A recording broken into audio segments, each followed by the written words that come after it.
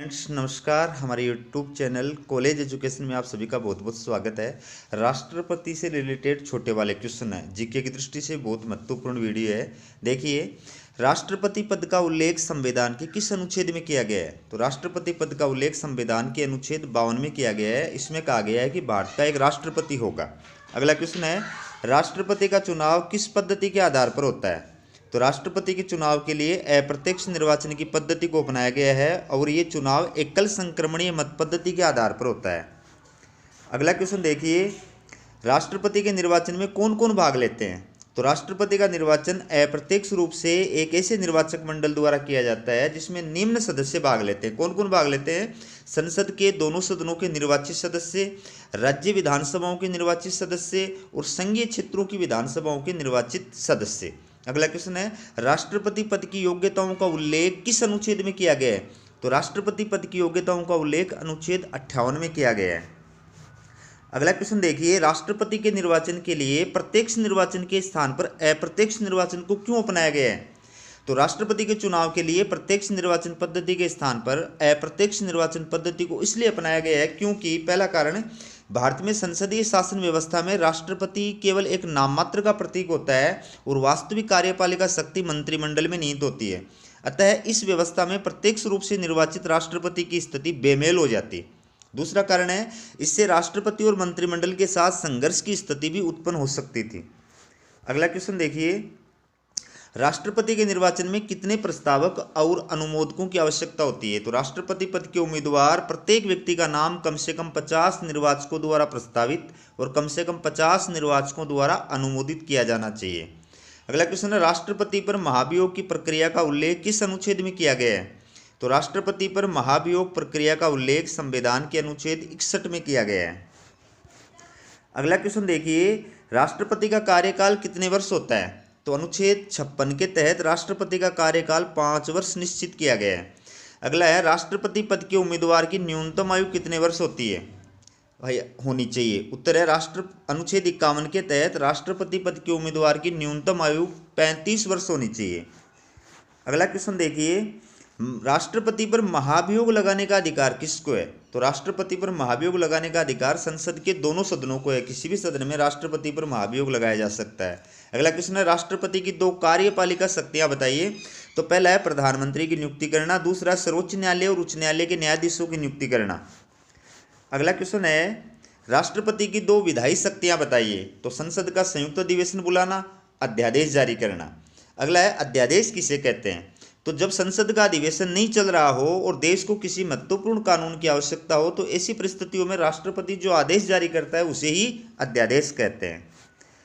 अगला क्वेश्चन देखिए, राष्ट्रपति राज्यसभा में कितने सदस्य मनोनीत कर सकता है? तो अनुच्छेद 80 खंड 1 के तहत राष्ट्रपति राज्यसभा में 12 सदस्य मनोनीत कर सकता है। अगला है, संसद के संयुक्त अधिवेशन की अध्यक्षता कौन करता है? तो संसद के संयुक्त अधिवेशन की अध्यक्षता लोकसभा अध्यक्ष द्वारा की जाती है और संयुक्त अधिवेशन बुलाता है राष्ट्रपति और अध्यक्षता करता है लोकसभा अध्यक्ष। अगला क्वेश्चन है, किस अनुच्छेद के तहत राष्ट्रपति लोकसभा को विघटित कर सकता है? तो अनुच्छेद 85 के तहत राष्ट्रपति लोकसभा को विघटित कर सकता है।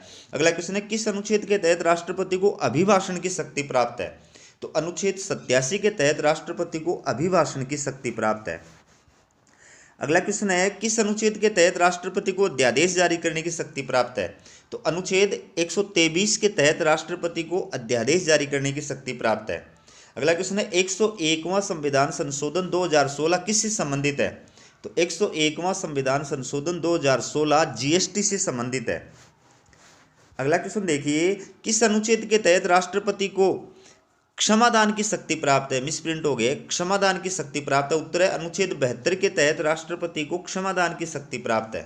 अगला क्वेश्चन है, राष्ट्रपति की 2 वित्तीय शक्तियां बताइए।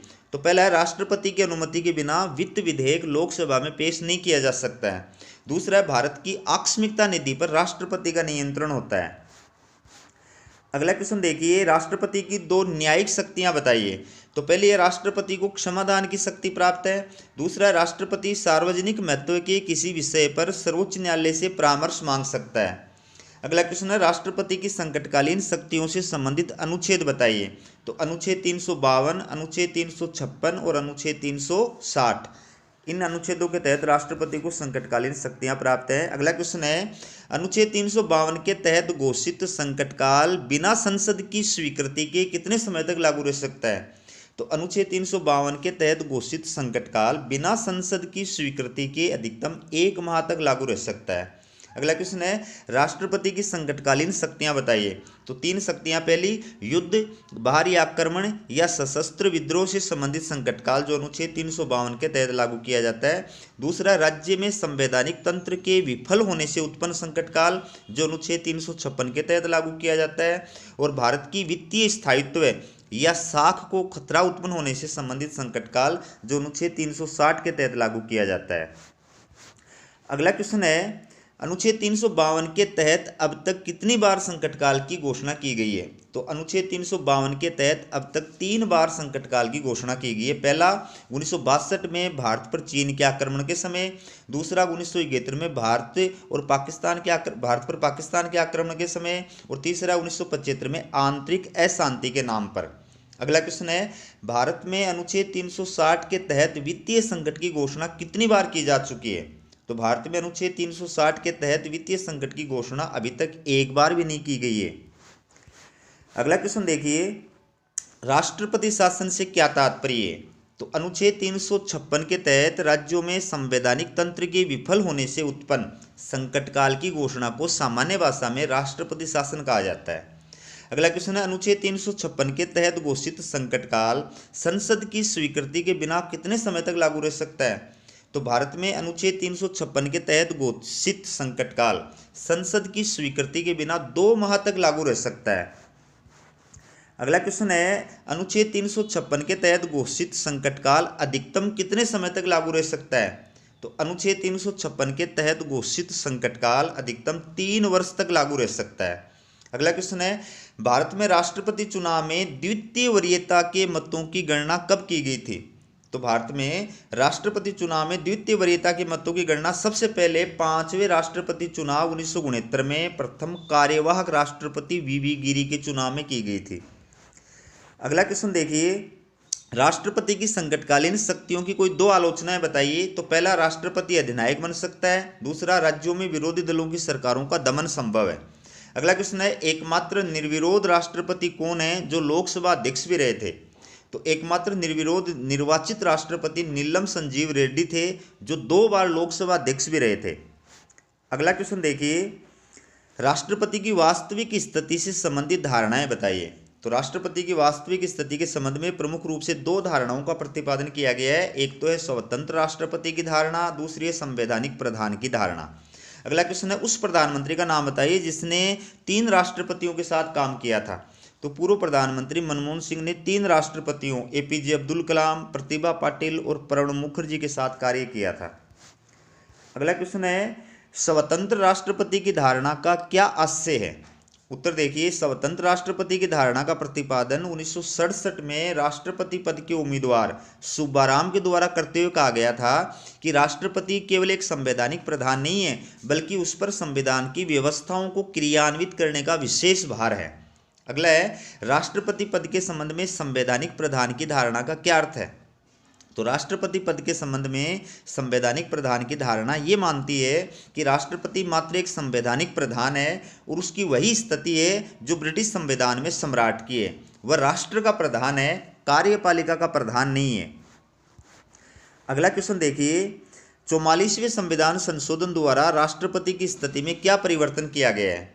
तो 44वें संविधान संशोधन 1978 में राष्ट्रपति की स्थिति के बारे में कहा गया है कि राष्ट्रपति को मंत्रिपरिषद से जो परामर्श प्राप्त होगा उसके संबंध में उसे अधिकार होगा कि वह मंत्रिपरिषद को इस पर पुनर्विचार के लिए कहे, लेकिन पुनर्विचार के बाद मंत्रिपरिषद से राष्ट्रपति को जो परामर्श प्राप्त होगा राष्ट्रपति उस परामर्श के अनुसार कार्य करेगा। अगला क्वेश्चन है, राष्ट्रपति की स्थिति और भूमिका को प्रभावित करने वाली 2 परिस्थितियां बताइए।